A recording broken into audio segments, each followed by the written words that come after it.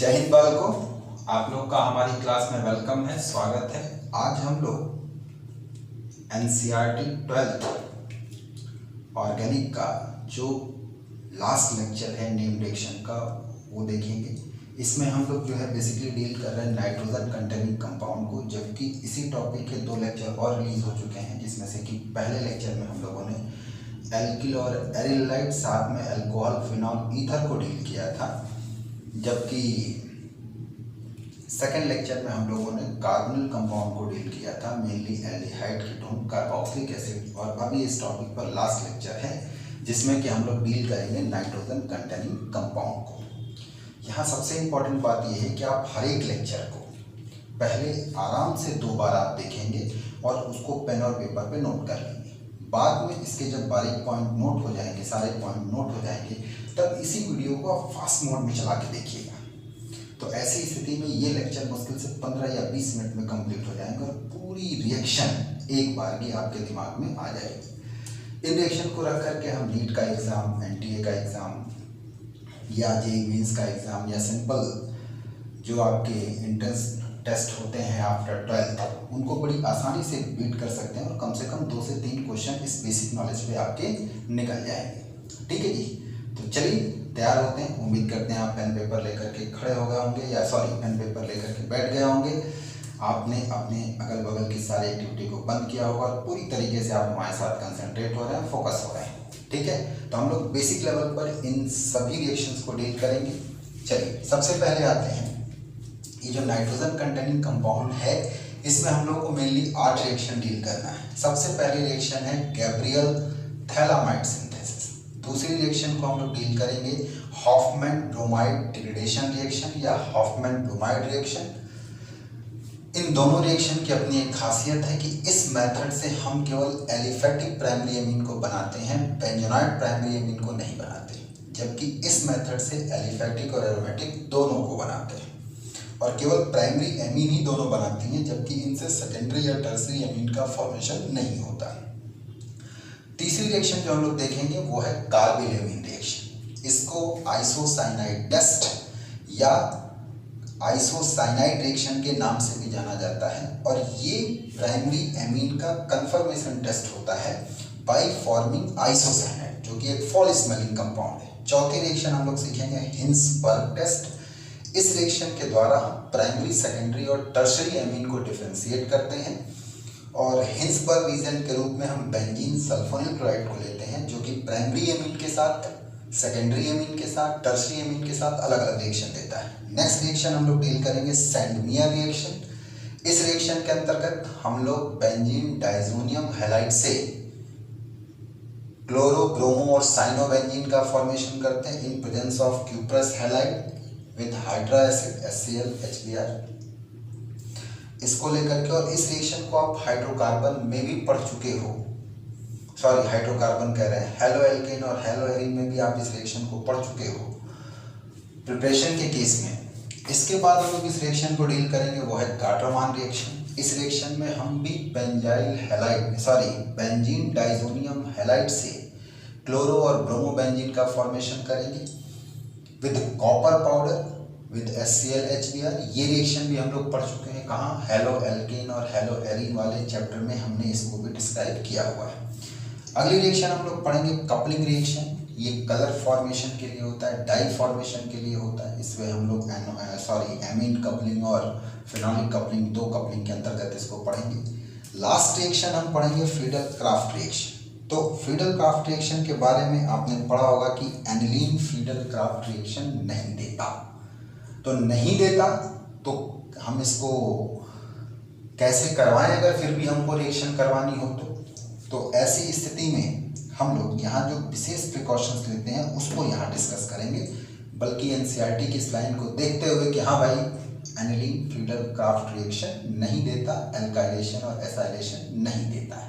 चलेगा, तो चलिए एक एक रिएक्शन को शॉर्टकट में हम लोग डील करते हैं। रिएक्टेंट मिक्सचर में सबस्ट्रेट और रीजेंट क्या है, प्रोडक्ट मिक्सचर में मेन प्रोडक्ट और बाई प्रोडक्ट क्या है, अगर कोई इंटरमीडिएट है तो क्या है, सॉल्वेंट है तो क्या है, रिएक्शन कंडीशन क्या है, रिएक्शन की एनर्जेटिक्स क्या है, एक्सोथर्मिक है कि एंडोथर्मिक है। तो माइक्रोस्कोपिक लेवल पे एक एक दो पॉइंट हम लोग इन सभी रिएक्शंस के बारे में क्या करते जाएंगे, सीखते जाएंगे। चलिए हम लोग आते हैं सबसे पहली और सबसे पॉपुलर रिएक्शन जिसको हम कहते हैं गैब्रियल थैलामाइड सिंथेसिस।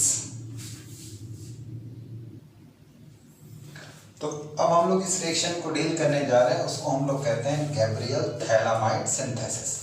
इस रिएक्शन में आपको दो बातें जरूर ध्यान रखनी है। सबसे पहले कि ये स्पेशली रिएक्शन होती है एलिफैटिक प्राइमरी एमीन के, और ये रिएक्शन कौन नहीं देता, not for aromatic primary amine. अभी मैं इसका रीजन एक्सप्लेन कर दूंगा कि क्यों एरोमेटिक या फिर conjugated partial double bond containing group जो होता है इस रिएक्शन को नहीं देता। अभी इस बात को हम क्लियर कर देंगे। इस रिएक्शन में हम लोग थैलीमाइड लेते हैं और इस थैलीमाइड का रिएक्शन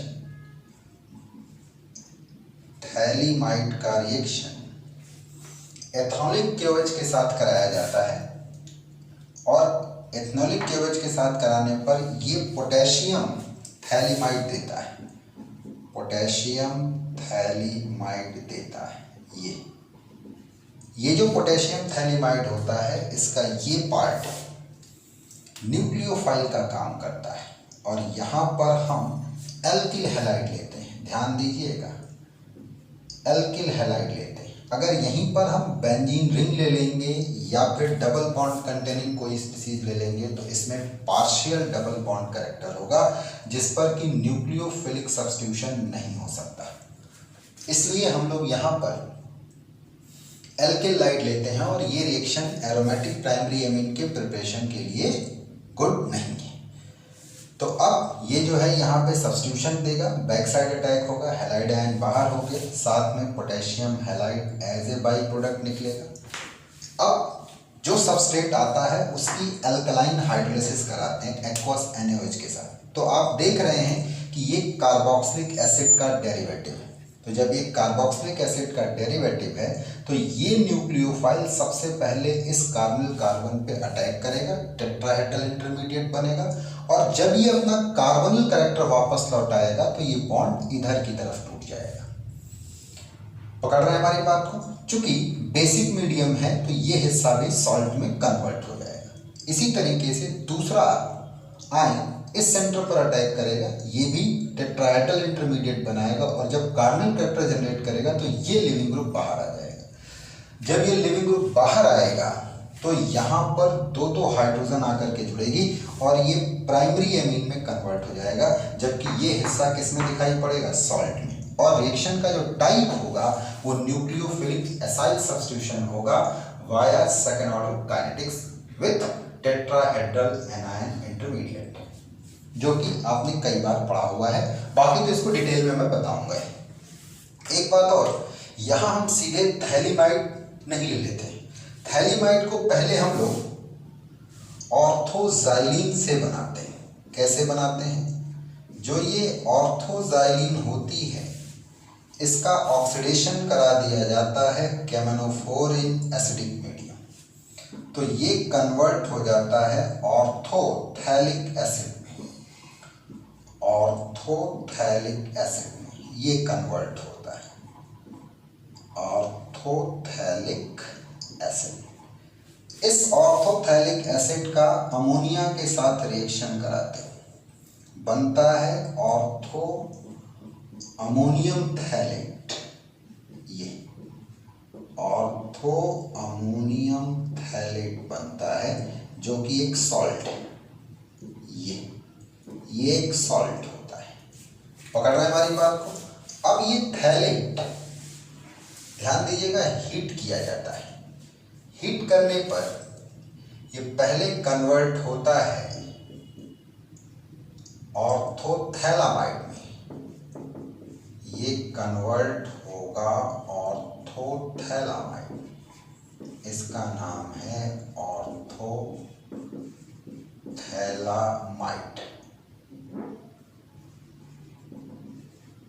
और फिर जब हम इस ऑर्थोथैलामाइड को फर्दर हीट करते हैं तो अमोनिया रिलीज होती है और साथ में बनता है थैलीमाइड, ऑर्थोथैलीमाइड ये।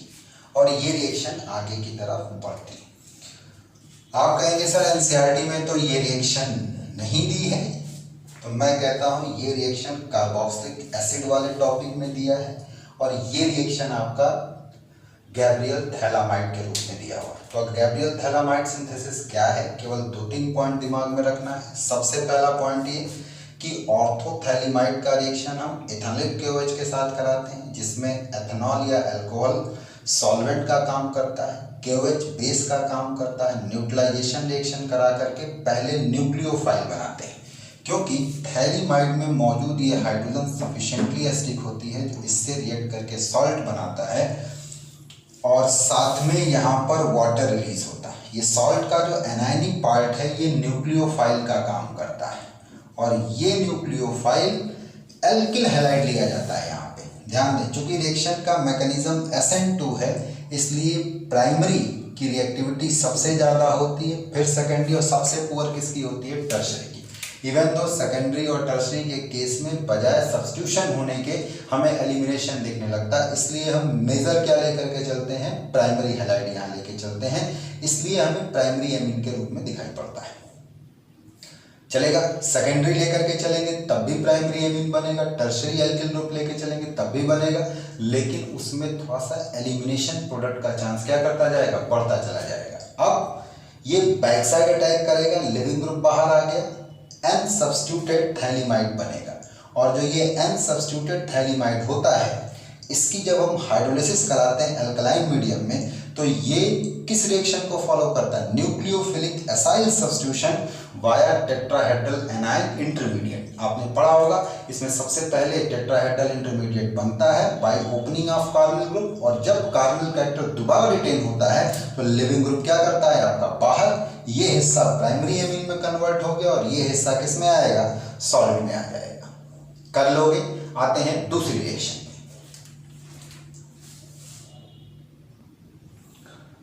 अगर हम इस रिएक्शन की बात करें तो इसको 2-3 नामों से भी जाना जाता है, जिसमें सबसे पहला पॉपुलर नाम है हॉफमैन ब्रोमाइड रिएक्शन, या इसी को आप कहते हैं हॉफमैन डिग्रेडेशन ऑफ एमाइड या हॉफमैन रीअरेंजमेंट भी बोलते हैं, क्योंकि आगे चल करके एसाइलोनाइट्रिन इसमें बनती है और वो एल्किल आइसोसाइनेट में क्या करेगी, आपका रीअरेंज करेगी, और ये जो इंट्रामोलिकुलर रीअरेंजमेंट होता है इसी वजह से इसका नाम हॉफमैन रीअरेंजमेंट पड़ता है।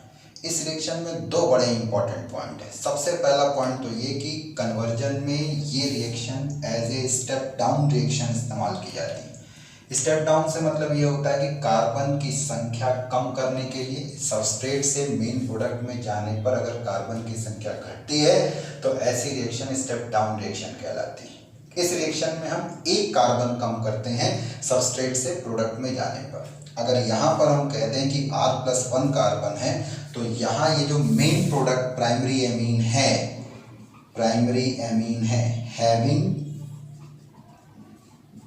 Less than 1 carbon from substrate से एक कार्बन कम है, ध्यान रहेगा।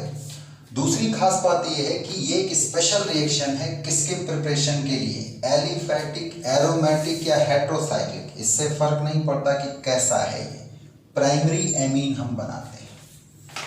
चलेगा, रिएक्शन आपके सामने हमने दिखा रखी कि ये हमने प्राइमरी एमाइड लिया हुआ है, ध्यान दें आप, प्राइमरी एमाइड लिया हुआ है। इसका रिएक्शन हम हैलोजन को NaOH में लेते हैं, स्पेशली क्लोरीन और ब्रोमीन। फ्लोरीन आयोडीन में बहुत अच्छा रिस्पांस नहीं है, लेकिन क्लोरीन ब्रोमीन में बहुत अच्छा रिस्पांस है।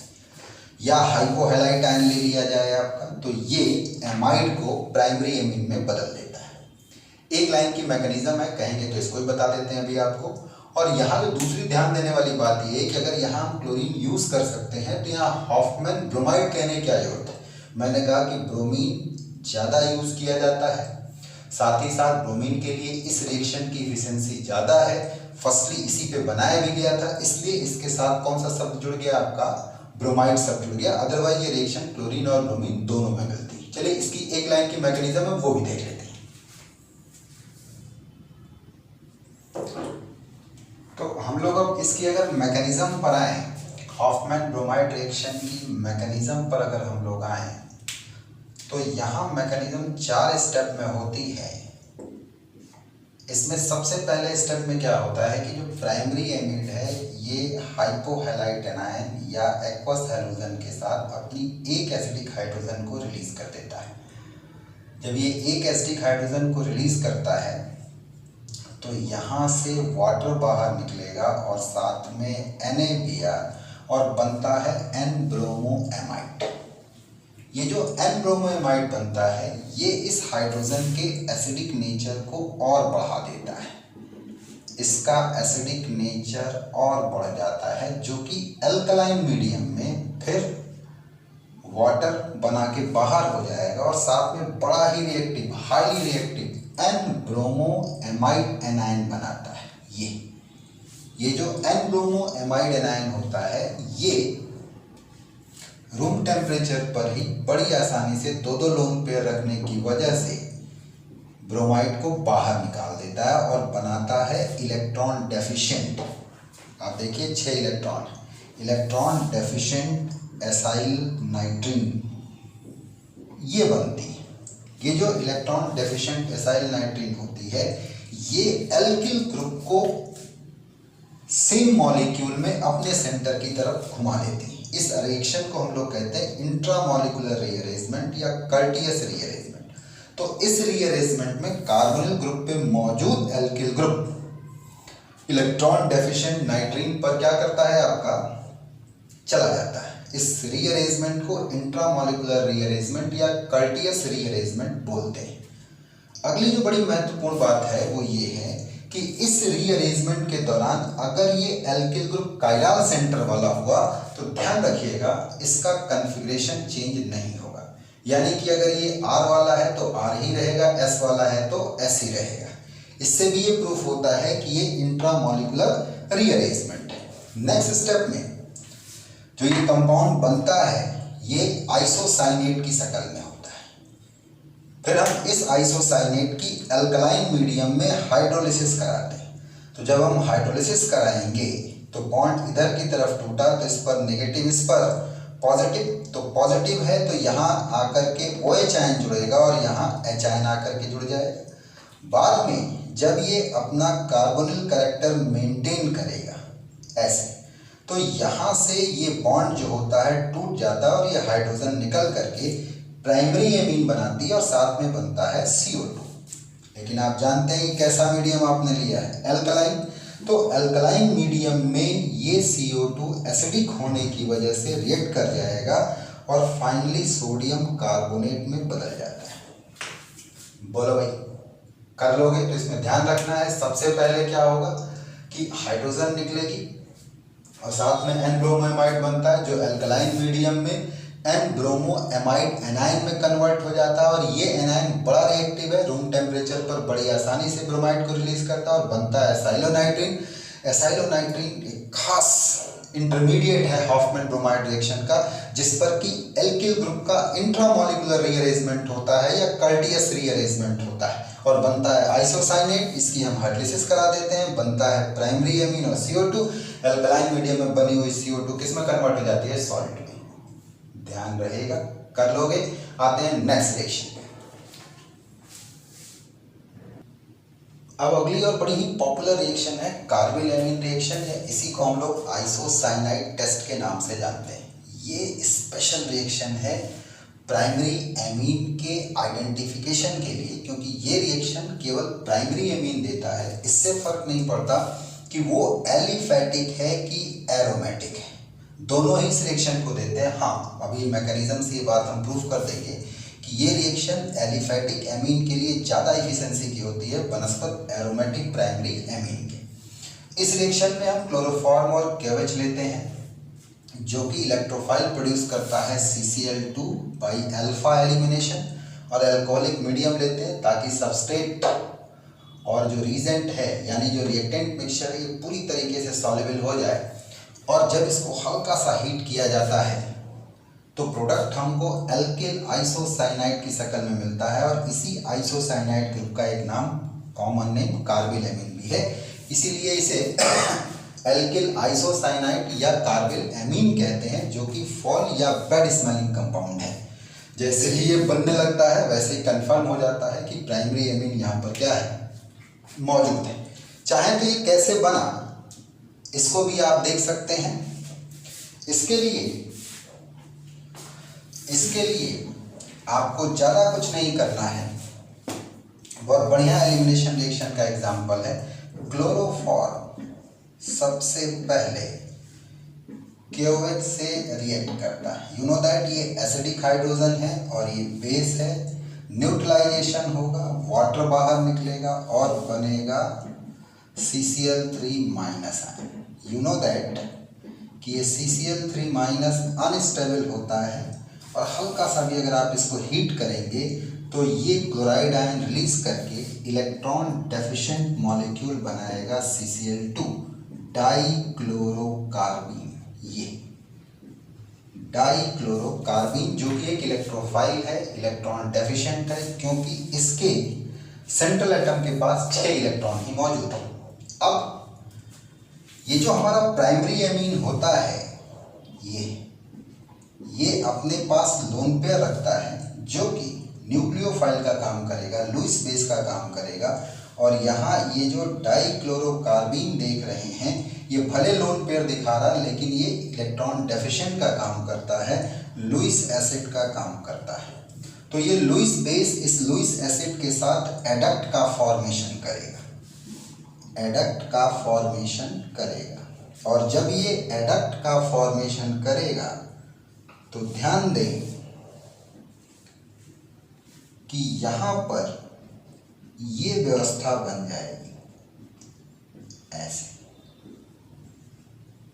यहाँ ये आएगा आपका नेगेटिव, यहाँ ये आएगा पॉजिटिव। और अगर आपने इसको हीट किया तो ये मिल करके 2 HCl बाहर करेगा और यहाँ बनेगा एल्किल आइसोसाइनाइड। ये अब जो मैंने कहा कि क्यों ये एलिफैटिक एमीन के लिए बड़ी बढ़िया रिएक्शन होती है बनस्पत एरोमेटिक प्राइमरी एमीन के, तो अगर आप यहीं पर एलिफैटिक की जगह कोई बेंजोनॉइड प्राइमरी एमीन लेकर के चलेंगे या कॉन्जुगेटेड सिस्टम से जुड़ा हुआ लेकर के चलेंगे तो ये लोन पेयर इस रिंग के साथ कॉन्जुगेशन में होगा तो इसकी अवेलेबिलिटी कम होगी, तो इसका लुईस बेस कैरेक्टर क्या होगा आपका, कम होगा। और जब इसका लुईस बेस कैरेक्टर कम होगा तो इस रिएक्शन के लिए इसकी एफिशिएंसी कम होगी। जबकि वहीं पर एलिफैटिक एमीन अगर हम लेकर के चल रहे हैं तो इसका लोन पेयर स्टैटिक है तो इसकी अवेलेबिलिटी ज़्यादा होगी, तो लुईस बेस कैरेक्टर इसके अंदर ज़्यादा होगा और रिएक्शन बड़ी तेजी से क्या होगी आपका, कंप्लीट होगी। तो बस इसमें हमें केवल 2 ही पॉइंट याद रखना होता है। ये स्पेसिफिक रिएक्शन होती है प्राइमरी एलिफैटिक या एरोमेटिक एमीन्स के लिए, लेकिन ये रिएक्शन सेकेंडरी और टर्सरी एमीन नहीं देते हैं। इसके अंतर्गत जब हम किसी प्राइमरी एमीन को क्लोरोफॉर्म और KOH के साथ अल्कोहलिक मीडिया में हीट करते हैं तो बड़ा ही फॉल स्मेलिंग कंपाउंड बनता है एल्किल आइसोसाइनाइड या एल्किल कार्बिल एमीन। चलेगा, आते हैं नेक्स्ट रिएक्शन। हम लोग अगली बड़ी महत्वपूर्ण रिएक्शन पर आते हैं जिसको हम लोग हिंसबर्ग टेस्ट के नाम से जानते हैं। तो पहली चीज तो आपको इसमें यह ध्यान रखना है कि बेंजीन सल्फोनिल क्लोराइड को हम लोग हिंसबर्ग रीजेंट बोलते हैं। ये बेंजीन सल्फोनिल क्लोराइड ऐसे ये हिंसबर्ग रीजेंट कहलाता है। चलेगा।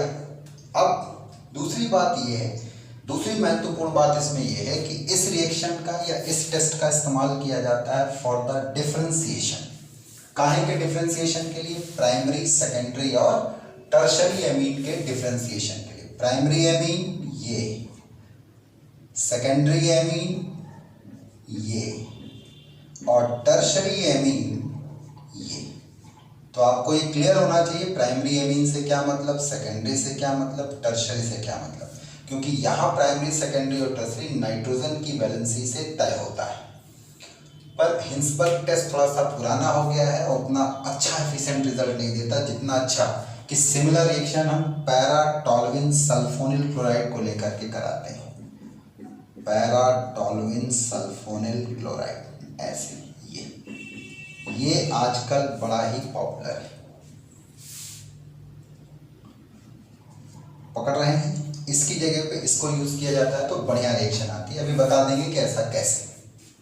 चलिए, क्या है रिएक्शन ये देखते हैं, कैसे ये टेस्ट काम करता है। तो इसके अंतर्गत किया क्या जाता है कि सबसे पहले हम बेंजीन सल्फोनिल क्लोराइड को प्राइमरी एमीन से ट्रीट करते हैं, या जो भी एमीन सैंपल होता है उससे ट्रीट करते हैं। अगर बनने वाला प्रोडक्ट एक्वस एल्कली में या बेस में सॉल्युबल है तो प्राइमरी एमीन, इनसॉल्युबल है तो सेकेंडरी एमीन, और अगर रिएक्शन ही नहीं हो रही है तो टर्शरी एमीन। क्लियर है? एक बार फिर से ध्यान दीजिएगा। एमीन सैंपल को डिफरेंशिएट करने के लिए हम हिंसबर्ग टेस्ट को ऐसे यूज करते हैं कि जो भी एमीन सैंपल है उसे बेंजीन सल्फोनिल क्लोराइड के साथ रिएक्ट कराते हैं। अगर प्रोडक्ट बन गया तो बनने वाले प्रोडक्ट को अल्कलाइन मीडियम में डिसॉल्व करते हैं। अगर सॉल्युबल है तो प्राइमरी एमीन, इनसॉल्युबल है तो सेकेंडरी एमीन, और अगर प्रोडक्ट बना ही नहीं तो टर्शरी एमीन। चलेगा? अब एक्चुअल में बेंजीन सल्फोनिल क्लोराइड हम लोग बना लेते हैं बेंजीन सल्फोनिक एसिड से। ऐसे ये जो बेंजीन सल्फोनिक एसिड है इसका हैलोजेनेटिंग रीजेंट के साथ रिएक्शन करा दीजिए, लाइक PCl5, PCl3, इनके साथ रिएक्शन करा दीजिए। SN2 पाथवे से हाइड्रोलिसिस होती है और बनता है बेंजीन सल्फोनिल क्लोराइड। ये बनेगा ऐसे। PCl5 लेकर चल रहे हैं तो POCl3, और PCl3 लेकर के चल रहे हैं तो H3PO3 as a by product आता है, और ये होता है हिंसबर्ग रीजेंट। अब एमीन सैंपल में सपोज करिए अगर प्राइमरी एमीन रहा तो ये बेंजीन सल्फोनिल क्लोराइड के साथ रिएक्ट करेगा, और इसकी रिएक्शन होती है न्यूक्लियोफिलिक। जैसे हम एसाइल ग्रुप लेकर के चलते हैं वैसे ही हम लोग सल्फोनिल ग्रुप लेकर के चलते हैं। तो ये जो आपका प्राइमरी एमीन है ये इस पर अटैक करेगा, और जब ये अटैक करेगा तो ये टेट्राहेड्रल इंटरमीडिएट बनाता है। टेट्राहेड्रल इंटरमीडिएट ये बनाएगा ऐसे, और साथ में ये सेंटर यहां पर आकर के जुड़ेगा। अब जब ये अपना सल्फोनिल कैरेक्टर वापस लौटाएगा, जैसे कि कार्बोनिल कैरेक्टर आता है, तो ऐसी स्थिति में यहाँ से ये Cl और बैलेंसी मेंटेन करते समय यहाँ से ये हाइड्रोजन बाहर आएगी। तो जब ये हाइड्रोजन और Cl बाहर आएगा HCl के फॉर्म में, तो बनने वाला प्रोडक्ट हमको ये दिखाई पड़ता है। ये प्रोडक्ट हमको दिखाई पड़ता है NHR। ये है वो प्रोडक्ट। अब ये प्रोडक्ट NaOH में सॉल्युबल है या नहीं, इसको हम बेस में डिसॉल्व करते हैं।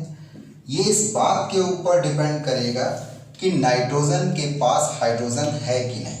अगर नाइट्रोजन के पास हाइड्रोजन है तो ये सफिशिएंटली एसिडिक हाइड्रोजन होती है, और ये बेस में ये हाइड्रोजन रिएक्ट करता है, न्यूट्रलाइजेशन होता है, इसलिए ये प्रोडक्ट इसमें सॉल्युबल है। तो कौन सी एमीन कंफर्म हो गई? प्राइमरी एमीन कंफर्म हो गई। लेकिन यही अगर हम रिएक्शन को सेकेंडरी एमीन के साथ कराएं, 2 डिग्री एमीन के साथ कराएं, तो सिमिलर रिएक्शन होगी। बेंजीन सल्फोनिल क्लोराइड पर ये अटैक करेगा, सिमिलर पाथवे को फॉलो किया जाएगा।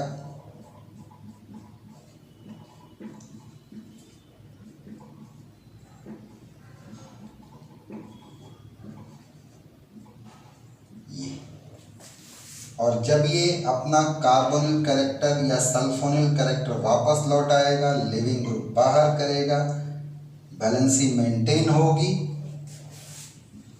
तो ये प्रोडक्ट आपका बन करके तैयार होगा। बोलो भाई। लेकिन इस प्रोडक्ट की एक खासियत है कि अब इसके पास एसिडिक हाइड्रोजन नहीं है, तो NaOH में जब तुम इसको डिसॉल्व करोगे तो ये डिसॉल्व नहीं होगा। तो अगर तुम्हारा प्रोडक्ट बेस में डिसॉल्व नहीं हुआ तो ऐसी स्थिति में ये कौन सी एमीन होती है? सेकेंडरी एमीन होती है। यही अगर टर्शरी एमीन सैंपल हुआ तो ध्यान देना ये रिएक्शन होती ही नहीं, और रिएक्शन ना होने का कारण क्या है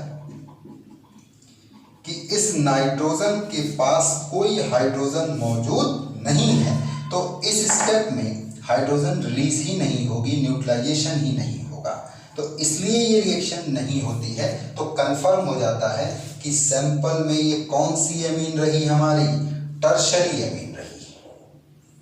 क्लियर? तो ध्यान रहे, हिंसबर्ग टेस्ट जो होता है एमीन सैंपल को डिफरेंशिएट करने के लिए यूज किया जाता है प्राइमरी, सेकेंडरी और टर्शरी एमीन में। अगर प्राइमरी एमीन हुआ तो सल्फोनिल क्लोराइड के साथ जो प्रोडक्ट बनाएगा वो बेस में सॉल्युबल होगा। सेकेंडरी एमीन हुआ तो जो प्रोडक्ट बनेगा वो बेस में इनसॉल्युबल होगा, बेस में इनसॉल्युबल होगा, सॉल्युबल ही नहीं होगा। और टर्शरी एमीन अगर है तो वो रिएक्शन ही नहीं देगा। कर लेंगे, कोई दिक्कत? आते हैं नेक्स्ट रिएक्शन पे। पांचवी रिएक्शन हमारी सैंडमियर रिएक्शन है। इसको हम लोगों ने एल्किल और एरिलाइड वाले चैप्टर में भी इसको पढ़ रखा है, लेकिन फिर भी एक बार रफली आपको रिवाइज करा दें। इस रिएक्शन में हम लोग बेंजीन डाइजोनियम हैलाइड, इसका रिएक्शन क्यूप्रस हैलाइड के साथ कराते हैं इन प्रेजेंस ऑफ हाइड्रा एसिड, तो बनता है करस्पॉन्डिंग हैलोबेंजीन। चलेगा? यहाँ हैलोजन से हमारा मतलब क्लोरीन ब्रोमीन से है, साथ में आप साइनाइड भी ले सकते हैं, इसलिए इस मेथड से हम लोग क्लोरो ब्रोमो और साइनोबेंजीन बना लेते हैं। ये रिएक्शन जो होता है न्यूक्लियोफिलिक एराइलिक सब्स्टिट्यूशन होता है, फर्स्ट ऑर्डर की काइनेटिक से होता है, इसकी इफिशिएंसी ज़्यादा होती है। इसमें आप कहेंगे फिनाइल इंटरमीडिएट बनता है जो कि पॉजिटिव चार्ज डीलोकलाइज कंडीशन में नहीं रखता, स्टैटिक पॉजिटिव चार्ज रखता है। ठीक है? और ये यहाँ पर जो डाइजोनियम सॉल्ट है इसको भी हम लोग एनिलीन से बनाते हैं। एनिलीन का डाइजोटाइजेशन करते हैं NaNO2 और HCl के साथ 0 to 5 डिग्री सेंटीग्रेड पर, तो बनता है डाइजोनियम सॉल्ट। और इसका क्यूप्रस हैलाइड के साथ में इन presence of hydra acid reaction कराते हैं तो हैलोबेंजीन बनता है। अगर यहाँ पर हम क्लोरीन लें तो क्लोरोबेंजीन, ब्रोमीन लें तो ब्रोमोबेंजीन, Cl लें तो साइनोबेंजीन बनेगा। और ये भी मैंने बताया था कि साइनोबेंजीन अपने आप में एक बढ़िया लेबोरेटरी रिएजेंट होता है, जिसकी अगर आपने रिडक्शन करा दिया तो करस्पॉन्डिंग एक अधिक कार्बन का एमीन बन जाएगा। यही अगर आपने इसकी पार्शियल हाइड्रोलिसिस करा दी, प्रोटिक वर्कअप करा दिया, एसिडिफिकेशन करा दिया, तो ऐसी स्थिति में ये करस्पॉन्डिंग प्राइमरी एमाइड बना देगा। और यही अगर आपने इसकी कंप्लीट हाइड्रोलिसिस करा दी तो ऐसी स्थिति में ये करस्पॉन्डिंग बेंजोइक एसिड में कन्वर्ट हो जाएगा। आप चाहें तो इस एमाइड को हॉफमैन ब्रोमाइड रिएक्शन के द्वारा NaOH प्लस Br2 इन अल्कोहलिक मीडियम किस में कन्वर्ट कर सकते हैं? एनिलीन में। और एनिलीन से दोबारा किस में कन्वर्ट हो सकते हैं? बेंजीन डाइजोनियम सॉल्ट में। बोलो भाई। तो फिलहाल अगर सैंडमियर रिएक्शन की बात की जाए तो डाइजोनियम हैलाइड से हैलोबेंजीन का formation in presence of cuprous halide with hydra acid known as क्या? आपका सैंडमियर रिएक्शन। तो ये बातें अपने बीच में हो चुकी हैं। आते हैं नेक्स्ट रिएक्शन।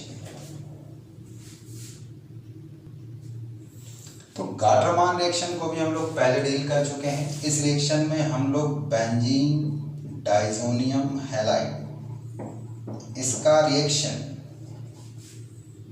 कॉपर पाउडर की प्रेजेंस में हाइड्रा एसिड से कराते थे और इस रिएक्शन से स्पेशली क्लोरो और ब्रोमोबेंजीन बन सकता था, साइनोबेंजीन या फिर आयोडो और फ्लोरोबेंजीन हम लोग नहीं बनाते, साथ में नाइट्रोजन और क्यूप्रस हैलाइड बनेगा।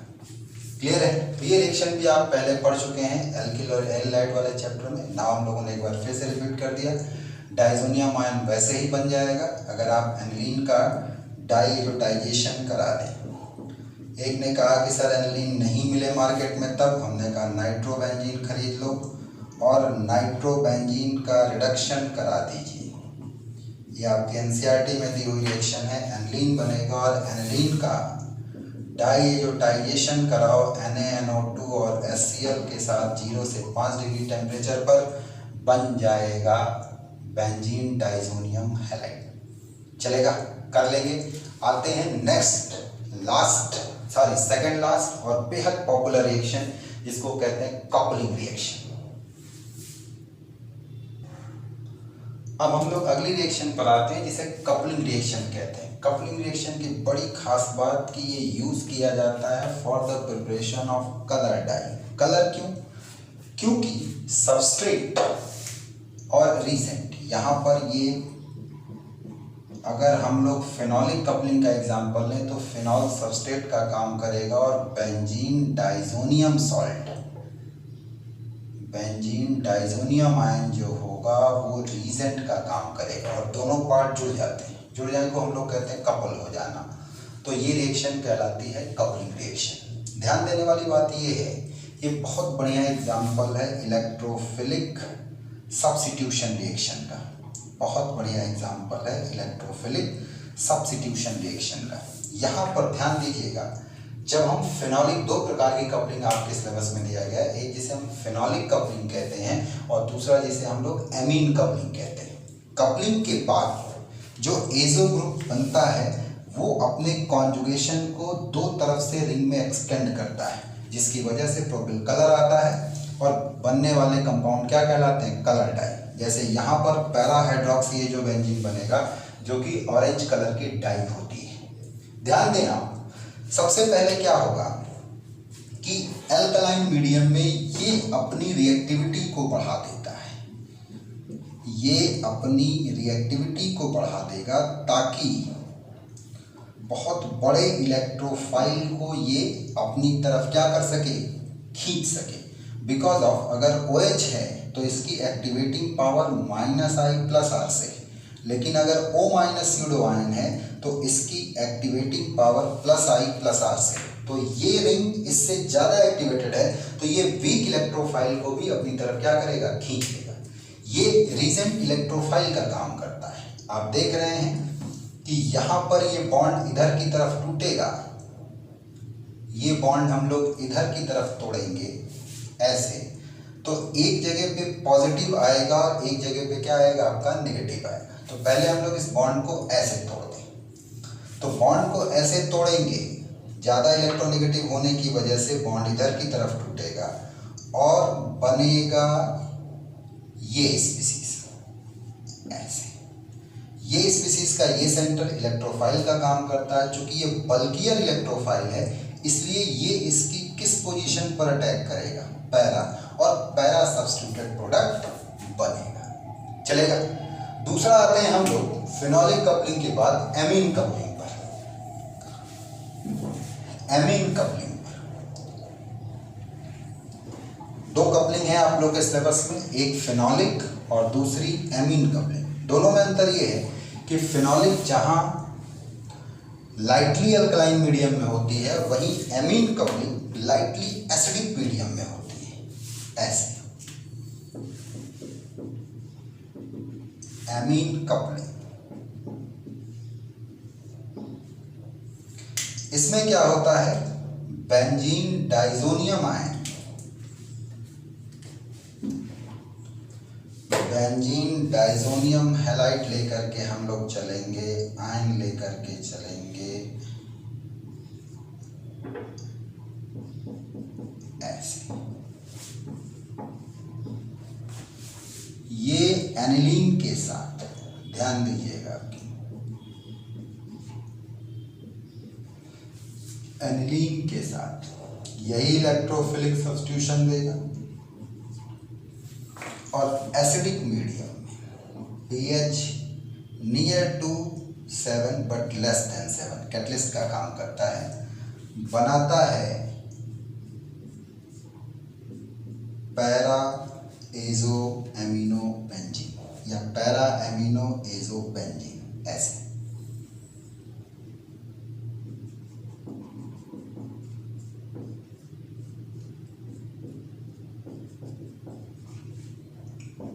पैरा एमिनो एजो बेंजीन और ये येलो कलर की डाई होती है, येलो कलर डाई होती है।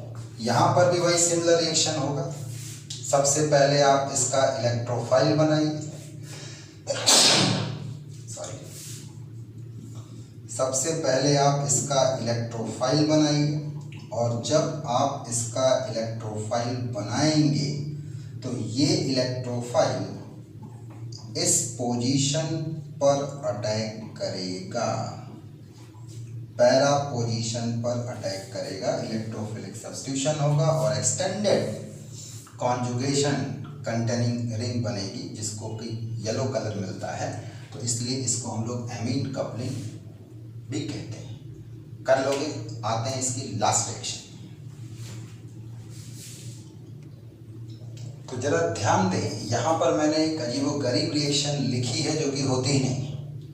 अगर आप एनसीईआरटी अपनी पढ़ेंगे तो वहाँ एक पॉइंट मिलेगा कि फ्रीडल क्राफ्ट रिएक्शन जो एनिलीन की है, चाहे वो एल्काइलेशन हो या एसाइलेशन हो, डज नॉट गिव, नहीं मिलती।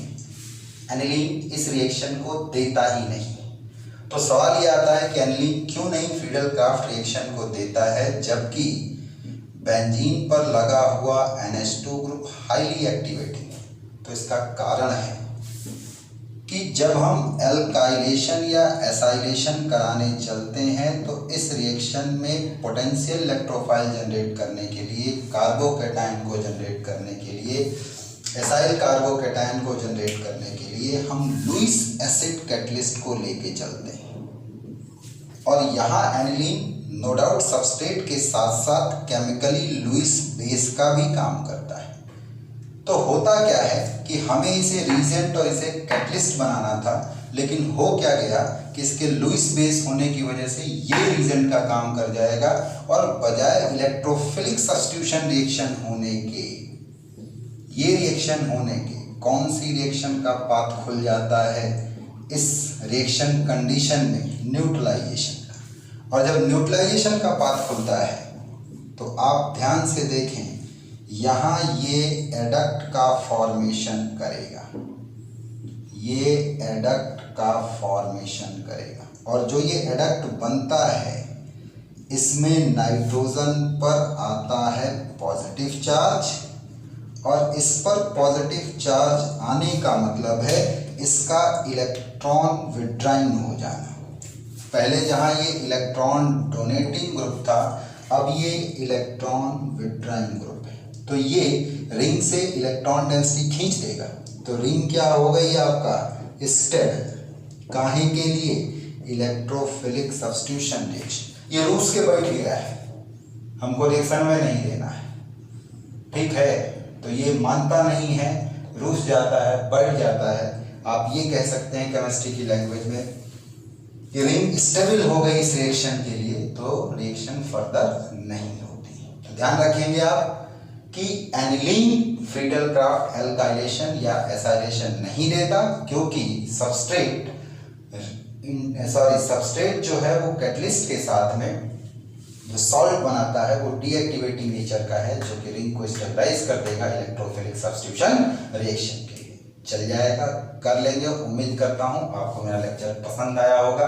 इस तरीके से हम लोगों ने पूरी ऑर्गेनिक की जितनी नेम्ड रिएक्शन है उनको कंप्लीट कर लिया, चाहे वो हाइड्रोकार्बन का हो, चाहे वो हेलो एल्केन हेलोएरीन का हो, चाहे अल्कोहल फिनॉल ईथर का हो, चाहे कार्बोनिल कंपाउंड का हो और चाहे नाइट्रोजन कंटेनिंग कंपाउंड का हो, सभी का हम लोगों ने कंप्लीट कर लिया। आप एक बार इन चारों लेक्चर को थोड़ा डिटेल में देख लें, 2 बार देख लें, 3 बार देख लें और उसके बाद जब रिवाइज करना हो तो इसको फास्ट मोड पे लगा दें। पूरी रिएक्शन 1 से 2 घंटे में रिवाइज हो जाएगी। जैसे मैं यहाँ सिखा रहा हूँ वैसे ही मैं फास्ट मोड पर आपको बोलता चला जाऊंगा। कर लेंगे कि नहीं? अब हम लोग अगले स्टेप की तरफ बढ़ेंगे, जिसमें कि हम आपको रीजन को कैसे क्विक मोड में लेके चलना है, फास्ट मोड में लेके चलना है, वन शॉट में लेकर के चलना है, इसको हम आपको बताएंगे 1 या 2 लेक्चर में पूरा वो करने के बाद, और फिर फुल ऑर्गेनिक की रिएक्शंस का रिवीजन स्टार्ट करेंगे। तो उम्मीद करता हूँ आप लोग को मेरे लेक्चर पकड़ में आ रहे होंगे, समझ में आ रहे होंगे, और इस कोरोना पैंडेमिक की कंडीशन में आप बार बार रिवाइज करके अपने को अपग्रेड कर रहे होंगे, एग्जाम के लिए तैयारी कर रहे होंगे। 26 जुलाई को अभी तक डेट आ चुकी है, ठीक है? बोलो भाई। तो आप भैया मेरे चैनल को तो कम से कम सब्सक्राइब कर दो यार, दूसरों को भी बता दो ताकि 4 लोग और सीख सकें, चीज़ें थोड़ा सा पॉपुलेट हो सकें। आपकी कोई प्रॉब्लम है, कोई कंप्लेन है तो उसको कम से कम सेंड तो करो, शेयर तो करो, ठीक है? तो आप शेयर करिए, सब्सक्राइब करिए, पढ़ते रहिए, आगे बढ़ते रहिए। चलिए हम लोग नेक्स्ट लेक्चर पर मिलेंगे। जय हिंद।